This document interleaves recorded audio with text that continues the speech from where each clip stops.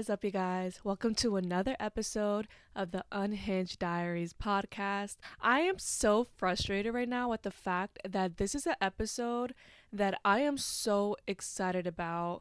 I hope that I can get into the groove of things and y'all can feel my passion for this episode. But Lord have mercy. I am so tired right now. I am fighting demons filming this right now. I genuinely was not gonna do it at all. Be like, you know what? Y'all gonna forgive me, skipping an episode. I'm like, wait a second. No, we're not. I have a vision board that I'm looking at right now. I'm like, you better, there's the definition of discipline on it. I'm like, you better get your ass up, bitch. I am just so tired. It is such an understatement. The word tired is an understatement. I'm trying to show myself grace with the fact that I've been so busy, but it's like, girl, this is an episode I really feel like it's going to touch a lot of people. It's an episode that I've been wanting to make for a while now. And I'm like, you know what? I'm ready to execute it. I have my notes in front of me. Let's just get her done, okay? And let's have a good time while doing so. Because I don't want this to feel so scripted and so boring or robotic. Because like I said, this is an episode that I'm really excited about. That I feel like it can touch a lot of people. And I can, we could have a little trauma bond, okay? I know I'm gonna find my people and we're gonna have a little trauma bonding. We're gonna have a little trauma bonding moment, okay? And it's gonna be great. If you are a continuing listener or viewer, you would know how I like to do my podcast episodes. I talk about one positive thing that happened to me this week and one negative. And bitch, it's really sad, but there's not much positive, okay? This week was caca. It was not it. And I'm going to keep it brief and short because there's just so much I want to discuss in this podcast episode. And it's going to be so long. If we really go in talking about all these realizations I had during this week, we're just going to talk about the positive thing and the negative thing, okay? We're going to keep it quick and simple. I guess you can say the positive thing that happened to me this week. Well, it kind of just happened today because this week wasn't really that positive. It really wasn't. I was just miserable. I was just oversleeping. I was depressed. I just felt burnt out. It's weird. I hate sleeping so much because then it's just not good. I don't feel energized. And then when I don't sleep, obviously I'm cranky and I'm annoyed. So I just feel like I was oversleeping. But bitch, we need to talk about the positive thing. So the positive thing was I don't want this to come off fucked up. It's not a positive thing that the Ace family are separating, but it was a positive thing. I feel like my people are going to understand what I'm trying to say. People that are not continuing, viewers or listeners or don't know me, they're going to be like, bitch, you're fucked up. But my people are going to be like, okay, we get what she's trying to say. But I haven't really been consistent on posting on my TikTok account that I kind of just, really blew up on in regards to commentary. I've always been a makeup content girly. So when I got into the commentary world, this account I'll leave on the screen. Make sure to follow me. But I got very notorious for talking about the Ace family. So the fact that I, spent the last year not really creating content like that, I felt this really weird block in having the desire to create content. It felt really good that the fact that the Ace family announced that they're separating and people that continue to support me, even with the fact that I don't post as much content as I would like to or what I used to, they were like, we need to hear your opinion. We need to hear your opinion. And it's so many people already talking about it. So the fact that they're my people since day one have been hitting me up, oh my god, we need to hear what you have to say. We automatically hear the Ace family, we thought of you, we want to hear what you have to say. And that felt really nice, okay? That felt really good. I don't know, there's people that have been following me since day one. I know you guys. If you're watching this or listening to this, I know who you are. And I will not forget you because you guys played a huge, role on motivating me, pushing me to want to create more content. And the fact that, it felt good getting into the commentary world and feeling wow, people actually care about what I have to say. That felt really interesting because it's something I didn't think I ever had. That's why I didn't start off making commentary content. I always did makeup. And it's I've always wanted to make content where I'm talking because, bitch, I can't shut the fuck up. But when it came to commentary content, I didn't think my voice ever mattered. So when I started realizing that it did and people really loved what I had to say and wanted to hear what I had to say, it was interesting.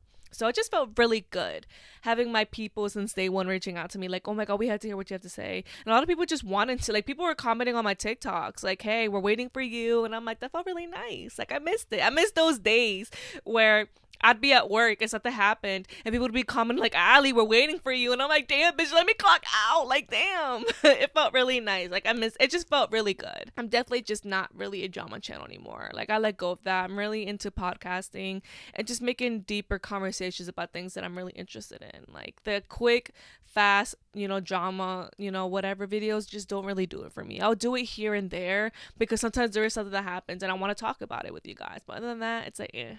So, with the negative thing that happened to me this week, it's just this week, bitch. Ugh.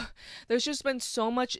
Like, this week had to be the worst week ever. It's just so crazy to me because I started off 2024 pretty good. Like, if you watch my last week's episode, I was just so happy. I'm like motivated, like, bitch, we're on go. And I really do appreciate the people that listen or watch last week's episode because it's doing pretty well views wise. People commented on it and I really do appreciate it. And I feel like I really was starting off the year good, and this week was fucking horrible. Like, there's just been so much drama with like a falling out with a friend that was like my best friend, and there was a person that I thought I could trust at my job that's been talking shit and like making up lies, and then there's just been so much stress and like chaos at my job. Like, there's just been never ending shit. And then my mom is just so stressed with her job, like hitting me up, telling me I don't know what to do. Like, the girls, like, I help manage my mother's company, by the way. My mother has a cleaning company and I help manage it. And she, like, I work with her on my days off. Hence why I'm always fucking burnt out. Like, I'm constantly usually always working. Like, Wednesdays are usually like my only true day off. So anyone's like, Ali, no fucking duh, you're burnt out. It's like, bitch, sometimes I'm doing well. But lately it's been hitting me like a truck. And there's just been a lot of stress with my mother and her business. And she's just like, all the girls love working with you. They trust you. I don't know what to do with this situation. And I feel like I'm the mediator. And then it's like, when someone's stressed and you're giving them all the advice to not be stressed and they're still stressed, it fucking sucks because I know what it's like. Like, for me, there's a couple things in my life right now that I've been really stressed about that it's like, looking from my outside perspective, it's like, at least stop being stressed. Like, if things are above you and you can't like take it on, give it to the universe, give it to God, whatever you believe in, or just like let it go. Because it's like, the more you let it go, the more the issue is gonna resolve itself. Whereas you holding on to it, trying to control it, it's just not good. It's literally physically like been scientifically proven it's not good for your health when you're stressing all the time. So I just been really overwhelmed with just like this whole entire week, with just not being motivated. Maybe that's why I've been so unmotivated. Like, all this drama and shit just been going on, and my body's just like, I can't, like, I need to pump the brakes. Like, it's just been a lot.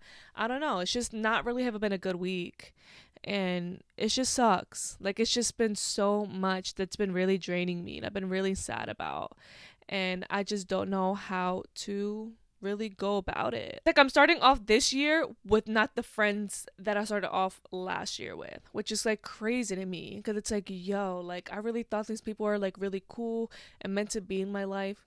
And it just sucks when it's like bad falling outs, because it's one thing if it's like, hey, we're just not compatible as friends or we're like in different like journeys in our life, but it's like bad falling out and it's getting messy right now to the point where I'm just like, the universe has been trying me. It's been testing me and I have not studied. I have not fucking studied.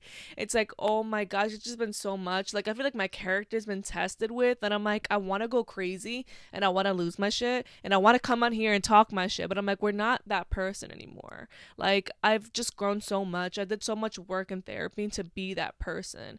To come on here and talk shit and just to out people, like, that's just not who I am anymore. Like, I rather, do something better and more healthier with my time and use my platforms for like better, for good, and for my creativity, not to drag people, because it's like, what do I gain out of that at the end of the day? Like, it's just not worth it. But yeah. With that being said, it's really weird to try to segue to like today's podcast episode. Like, so now we're gonna talk about mommy issues. And you're probably wondering, like, Ali, Why the fuck are we talking about mommy issues to begin with?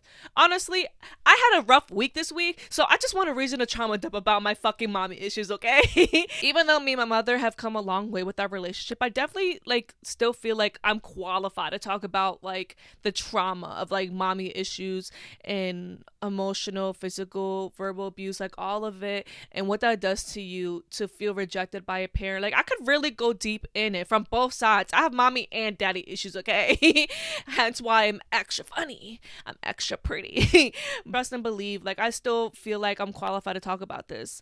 And I posted a little snippet on my Instagram story how this was gonna be to this week's episode topic, and a lot of people are like, "Oh my god, I can't wait!" Like it's just I feel like it's gonna touch people that need to hear it or feel alone. Because trust me, for a long time, I felt alone. Like, oh my God, like, I see so many people have good relationship with their parents. And it's like, it feels weird to be that one odd person out. Like, I fucking can't stand the bitch. Even though, like, we do better now. But there was once upon a time, you know. With that being said, in order for us to talk about mommy issues, to talk about the definition of what it is, how it affects people, and my experience. So if you're wondering why I'm going to be looking down for my viewers out there, it's because I have a MacBook here so I could read off my bullet point notes. So the definition of mommy issues, or in other words, the mother wound, according to Google, is a term to describe the issues females face later in life due to their relationship they had with their mothers as a child.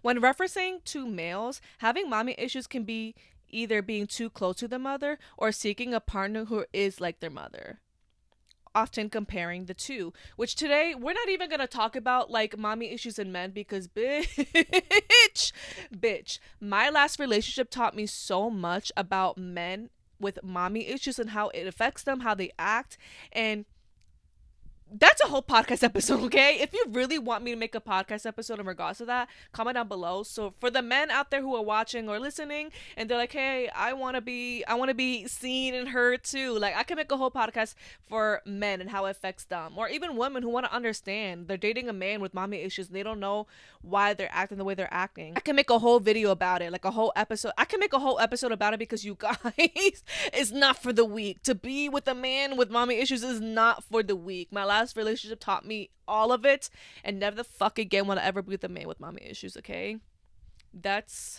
We need a support group because that shit is no joke. Having mommy issues is like having a problematic or toxic relationship with your mother. It doesn't have to be associated with abandonment, but it can also be associated with overbearing mothers or unaffectionate mothers. Your girl had all three. That's not a flex, but bitch, it's tough. So mommy issues, I feel like for a very long time was not talked about enough unless it was towards men and their mothers. And I really feel like what really spiked up this conversation about mommy issues is, you know, with women is when Jeanette McCurdy came out with her memoir, I'm Glad My Mom Died. Which if you guys want a whole review on the book and everything like that, make sure to check my other YouTube channel. I'll leave it in the description down below. I talked about the book in deep detail and I loved it so much. I resonated with it so much. It's so good. A lot of the time, conversations about issues in general with your parents always result into abandonment. And it's very unheard of to hear about conversations about a parent who was very much in your life, however, was very shitty.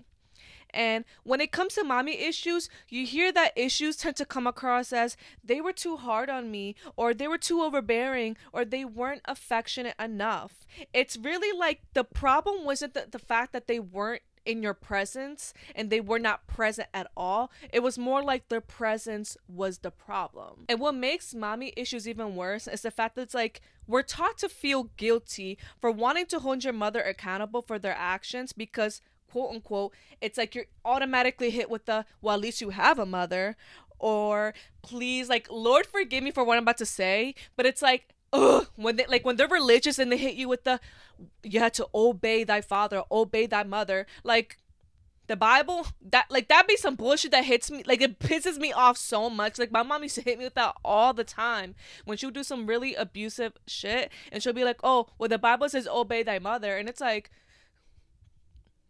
we'll get to that. It's like we're taught to almost like put our parents on such a high pedestal, and when their actions are wrong or hurtful towards you, it's like automatically as children, we internalize everything. So it's like when they do something wrong and you feel weird to hold them accountable, or when they're going, like, they're really upset over your actions because you're a fucking child and you're gonna fuck up, you're gonna automatically come to the conclusion of, like, oh, well, maybe I'm the problem. Maybe, like, there's something wrong with me. Maybe they feel some type of way because of me. Instead of, like, looking at them like, hey, you need to fucking get your shit together and get your emotions in check because you're the adult here. I'm a fucking child. But of course, like, when we're children, we're not thinking like that. We're going to automatically internalize it and think, oh, it's our fault. Like, it's our fault that we, didn't clean the dishes in time, or we didn't take out the trash, or we got an F on our test. It must be us. We must be the problem. We're not good enough. Like, oh my God, like, we are the problem for causing this much disruption when it comes to our parents. And it's like, no, we're human. Now let's talk about certain types of abuse. There's abandonment, emotional or physical abuse, lack of nurturing love, overbearing, controlling or smothering, forcing your child to be dependent on you, overly critical, seeing a parent treat another parent badly. And if you spend the rest of your life with all this trauma unresolved, it will affect all your future relationships. Your relationship with your mother is like the first relationship you ever have. So of course, it's going to play a huge role on how you base your future relationships, even friendships. When we're children, we're taught that the love from your mother is perfect. So when you feel like you can't feel the love from your own mother, you're gonna feel like you can't be loved by anybody, and you won't feel like you can even feel that love from anybody. You'll blame yourself for not being lovable rather than your mother not being loving, if that makes any sense. So what's really crazy is that a mother and daughter's relationship is so unique because of the fact that, like, 9 times out of 10, a mother doesn't see a child, they see themselves, like when it comes to having a daughter. And that's why a mother's self-esteem will influence her daughter's self-esteem. A girl with a bad relationship with their mom can have crippling fear to end up like their mother. And our mother is our early picture of what a woman is. People tend to have this strained relationship with their mother because the impossible love promise, like we talked about before. We're taught as children that our love from our mother is perfect. So it's even worse when we are told that, like, their love is perfect and it's like, impossible to ever receive that kind of love from anybody else. Like the love that you get from your mother, it's impossible to receive that from anybody else because it's so intense, it's so pure, it's so unconditional. But it's like, unrealistically, love isn't supposed to be perfect. And I feel like we hear about that all the time when it comes to regular relationships, like, oh, there's no such thing as a perfect relationship. But that also applies to, like, love from anybody, from friendships, but even your parents. Like, there's no such thing as perfect when it comes to love. And that's why newly mothers feel an intense fear to fuck up their kids, because that pressure to give them perfect love is unrealistic because we're human. And there's times that mothers get frustrated at their children because of how much they feel like they gave up for them. And maybe it could be because of their life, like how they had to really adjust their life and their freedom. And it's like, when it comes to women, they're taught not to feel this way about their children because they have to love every aspect of motherhood. Like, you can get frustrated, like, you're not allowed to. You're deemed as weird. You're deemed as a really fucking, like, bad person if you start to resent certain aspects of motherhood, when that's fucking normal. Like, as a human being, you're gonna fucking resent shit. You could be praying about a job that you've been wanting so much, and then when you get the job, you can have your moments of being fucking frustrated with the job even though you've been praying for it. I feel like that shit can also apply to motherhood. Like, yeah, you could, like, being a mother, it's like such a blessing because not everyone has the privilege to, like, experience that. By the end of the day, there's things that are frustrating about motherhood that are fucking valid.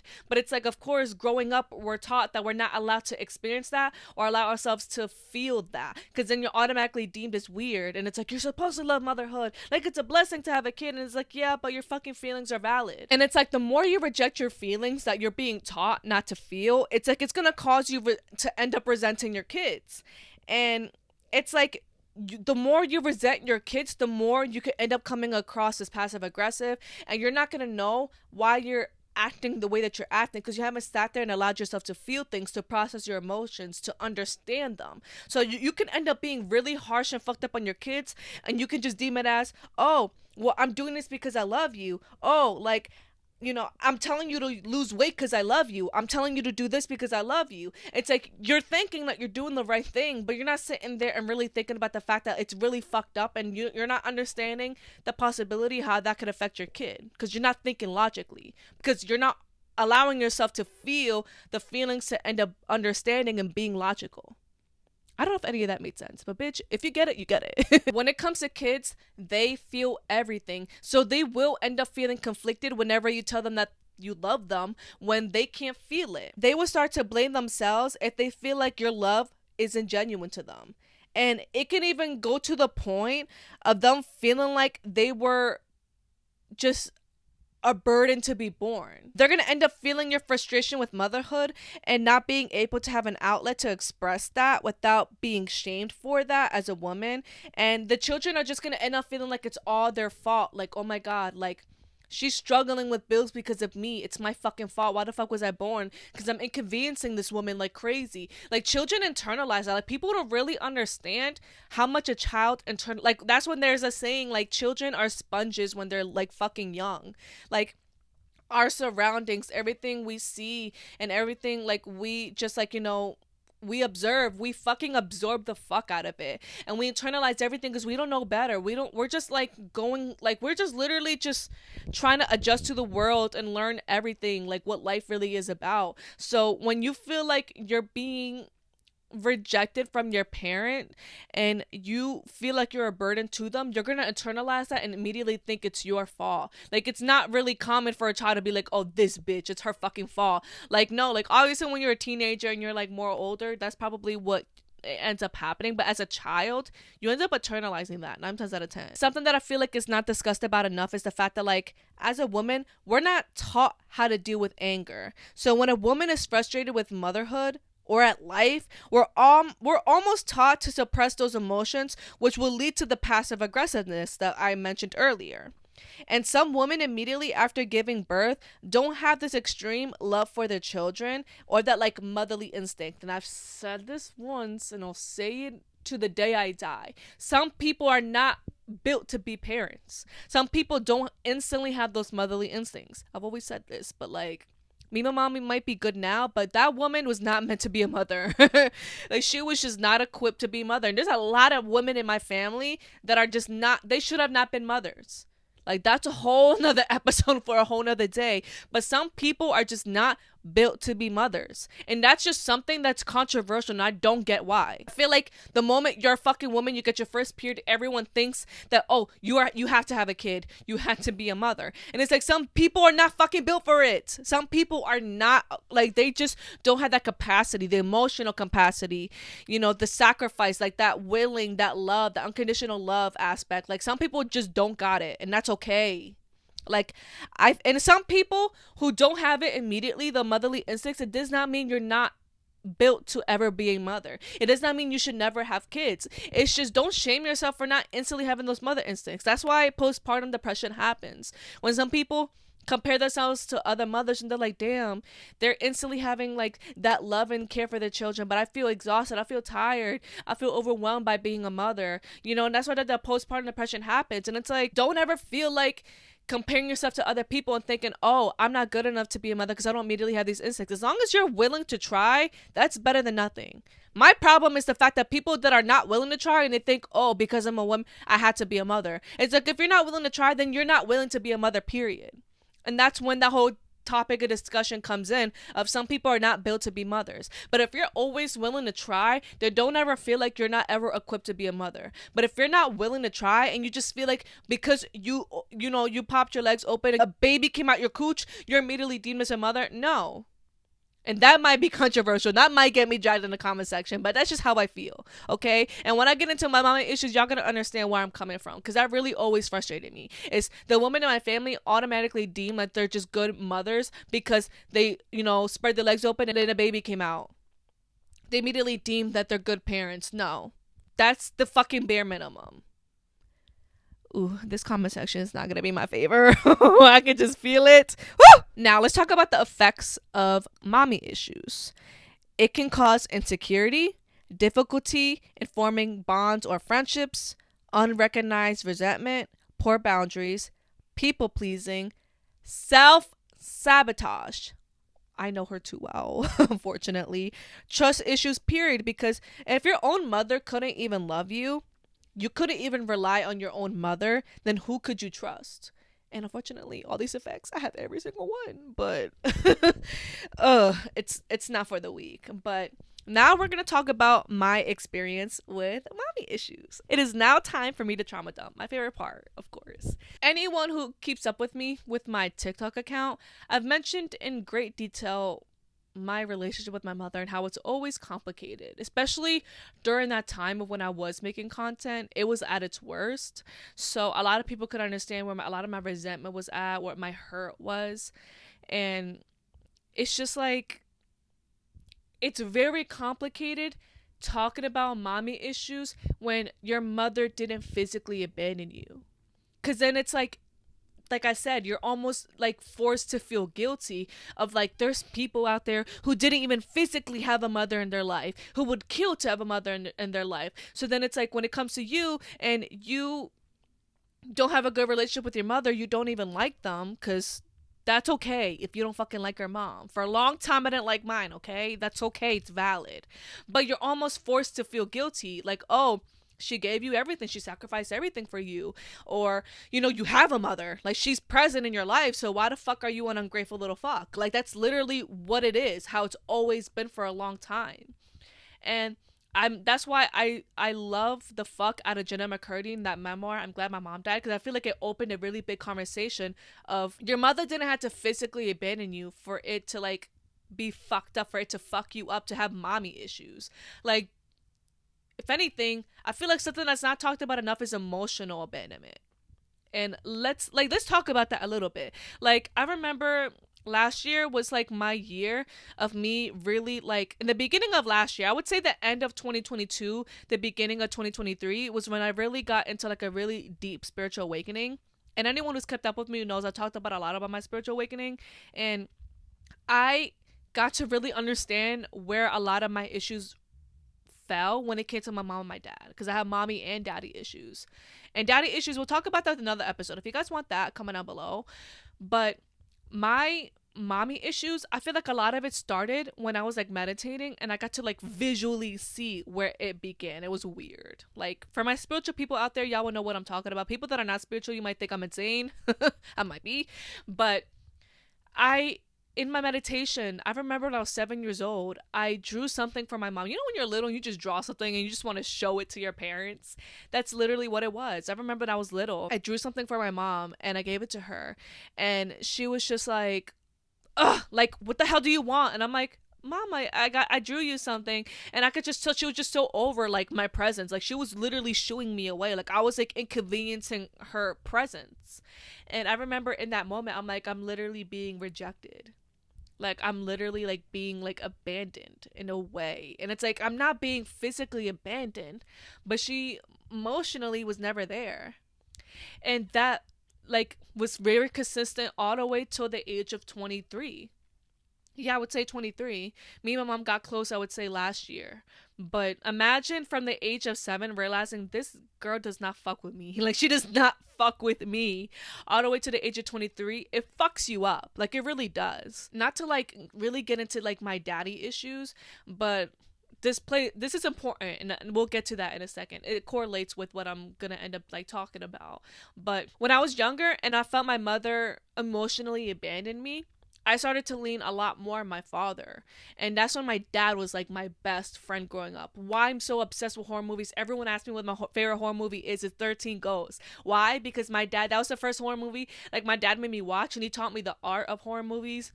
He was just like, we just had like a deep conversation while watching the movie, and I just didn't feel scared.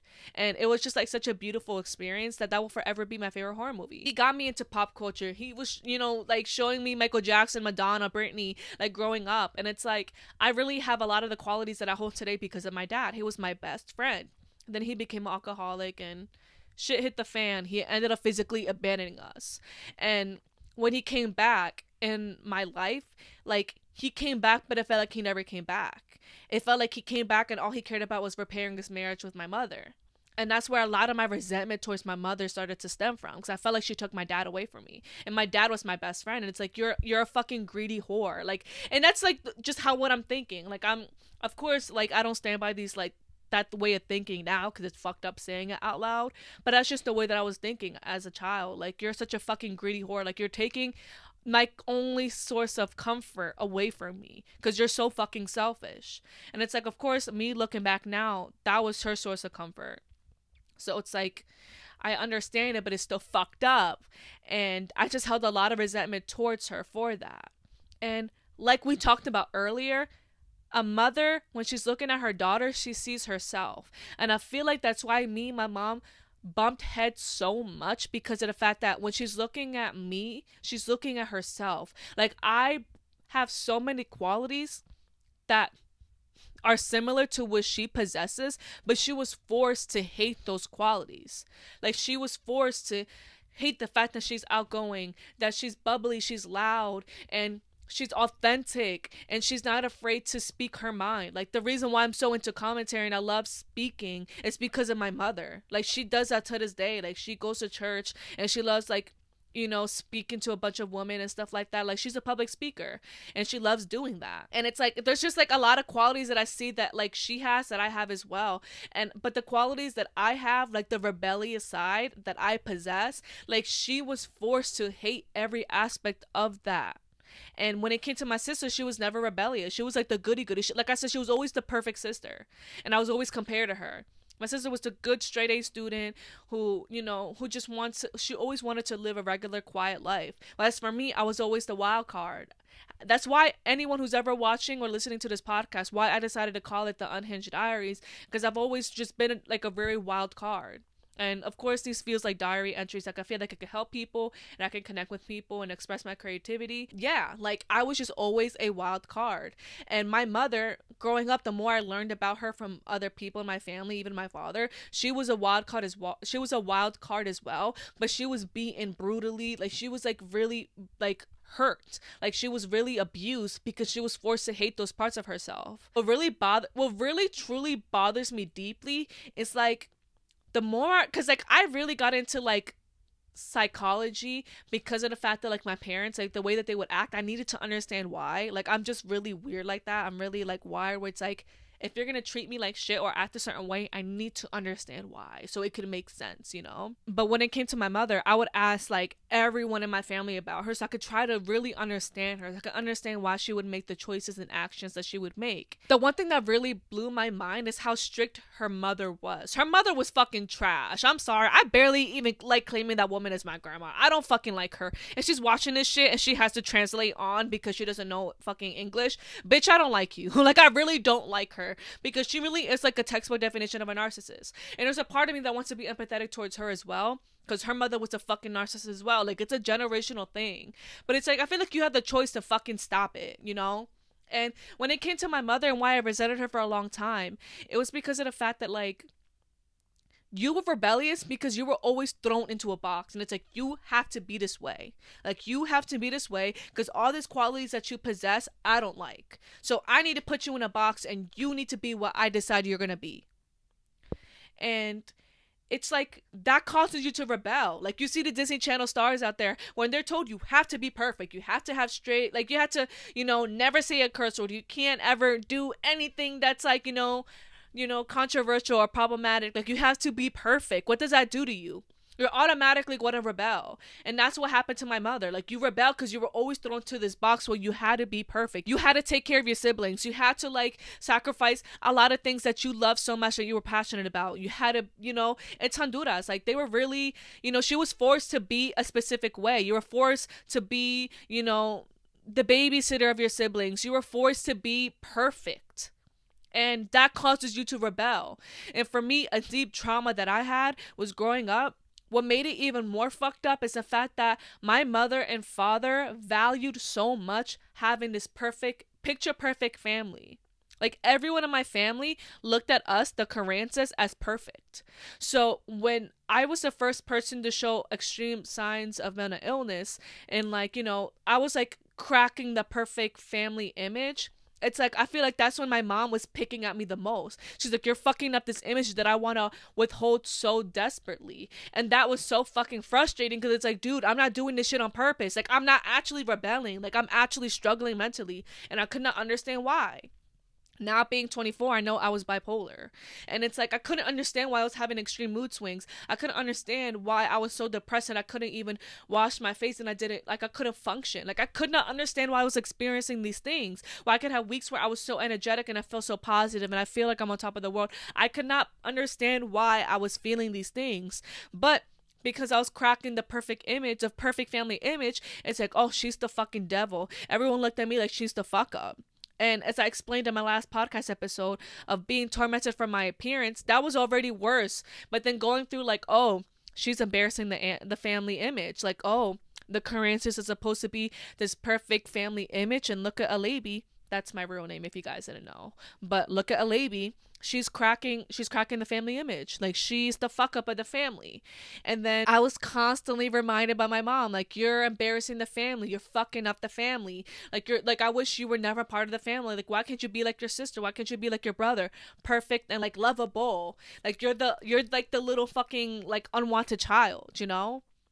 And that's something that isn't talked about enough, is being rejected by your own parent. Like, that causes such a deep like level of brokenness that you will feel that I wouldn't wish on my worst enemy. I think a lot of people in the gay, the LGBT community can like relate to that, feeling rejected by your own parent. Because it's like, then why the fuck have, like, because like I said, it just contradicts that statement that you're taught as a child, that the love from your parent is unconditional, it's perfect. But then when you're being rejected by your own parent, it's like, what the fuck? Because then you internalize it. It's like, okay, looking around everywhere around me, everyone's receiving that unconditional love, so what the fuck did I do to not be able to receive that? Like, I always had this saying in my head, was there a train that I had to get on to receive the unconditional love and I just happened to miss the train? Like, what the fuck? Like, it would really bother me. Like, oh my god. And then it correlates with my relationship. It correlates with my friendships. Like, I have so many falling outs of friendships. I always attract narcissistic friends or like partners. It's like, what the fuck?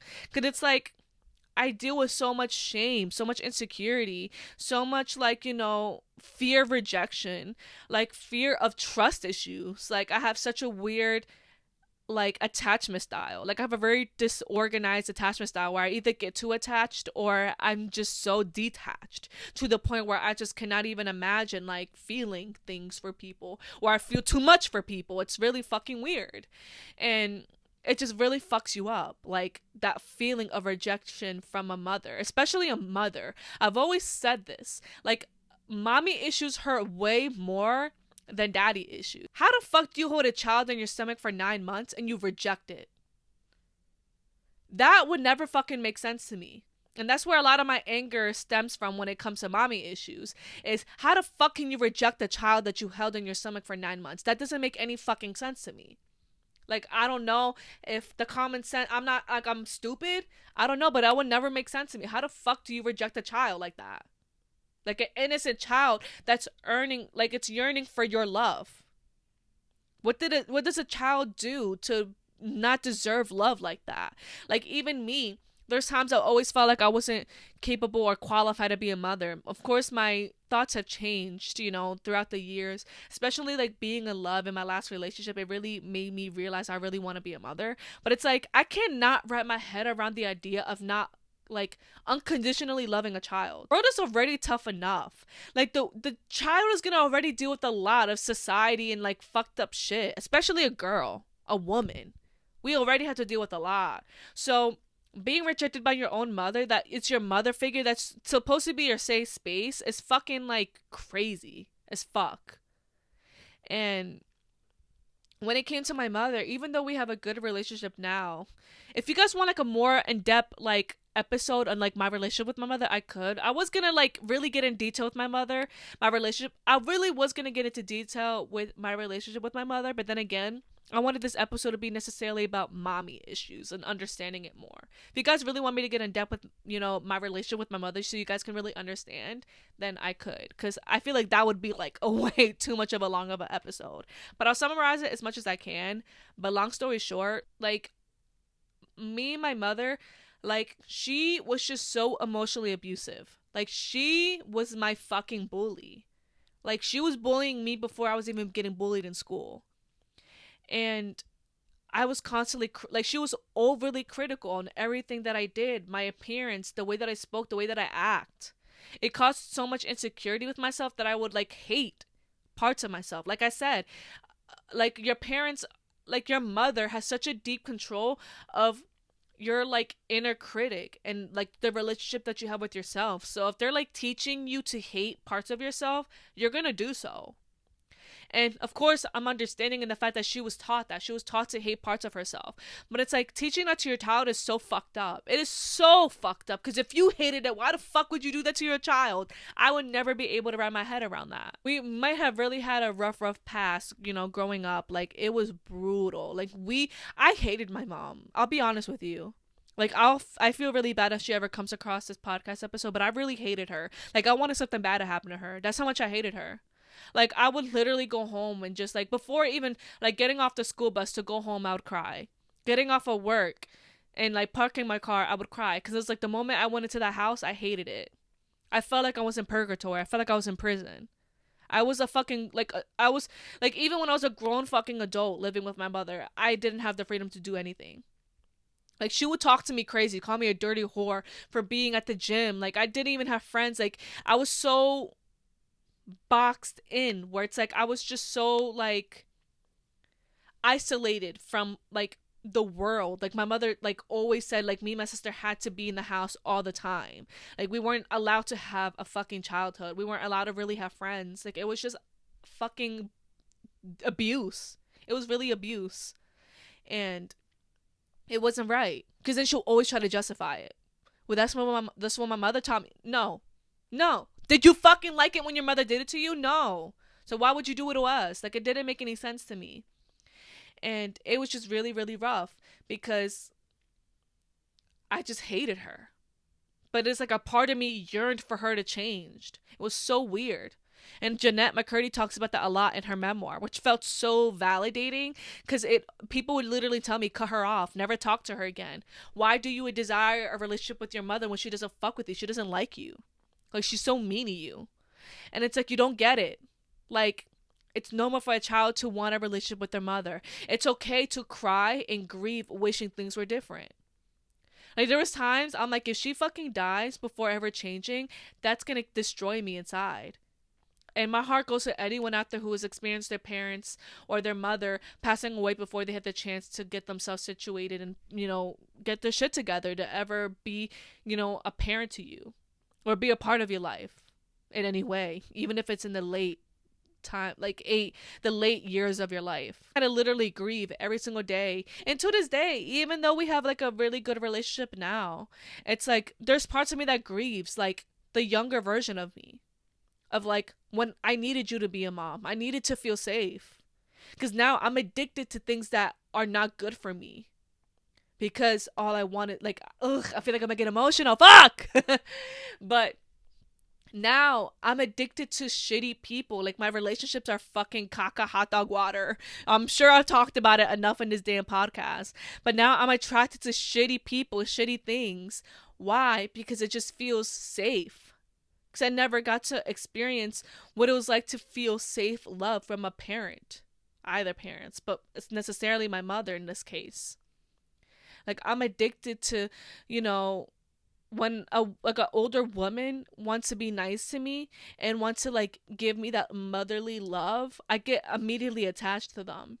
Hence why, like, my last relationship, me and my ex-mother-in-law, like, fuck that bitch, fuck you, I hope you get exposed to diarrhea. But, like, that's why it hurts so much, because I almost looked at her as a mother. And I had to grieve once again someone that I was supposed to trust backstabbing me in a way that I never thought was possible. And it's just fucking tough. Like, I could really go in about mommy issues, how fucked up it is, and what it does to your relationships, what it does to your friendships, your trust issues, your love style, your love attachment style. It's like, people don't realize how much it fucks you up. And what it does to the relationship you have with yourself. how much you have to cry and grieve the feeling of being rejected by your own mother, who was supposed to love you unconditionally, right? As you're taught as a child. And yet you don't get that. Or having to grieve the idea, in some cases for some people, them ever loving you. It fucking sucks. Because it's like, we didn't ask for this shit. We didn't deserve it. Why aren't we deserving unconditional love? What did we do?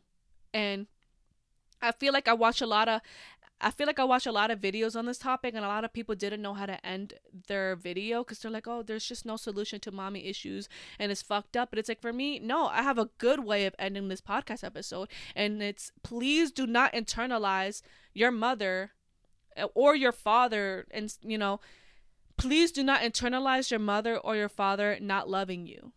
It is not your fault. When it comes to mommy or daddy issues, anyone who needs any sort of solution to it, I feel like the best solution is understanding, awareness, because that is your key and that is your power to freedom. Because if you're aware of why your mother or your father were the way that they were, you can detach. All I ask for anyone out there who's watching or listening is learn to detach from the fact that, like, my mother didn't love me as a child. She rejected me. Detach from that. Understand, oh, she rejected me because she was taught to reject herself. She didn't have the capacity to accept me or love me.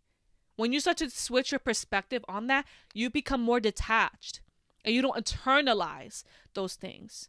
Because please, anyone listening or watching, do not attach yourself to that and think, my mother didn't love me because I wasn't capable of being loved. No, she didn't have the capability to love you.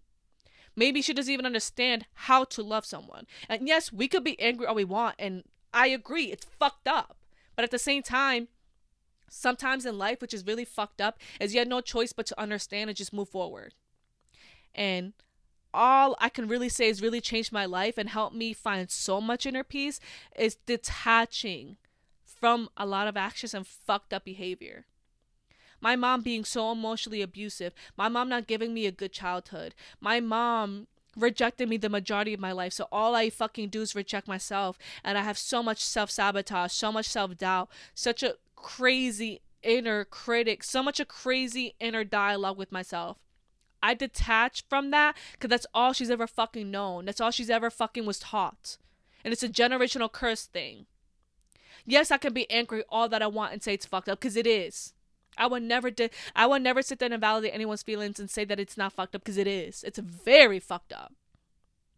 But these are the cards that I'm dealt with. And I'm a slay with whatever cards that I fucking have. I don't know about you. And with that, all I will say is that I just will not be a victim. I'm going to sit there and be like, okay, you didn't love me as a child. That is fine.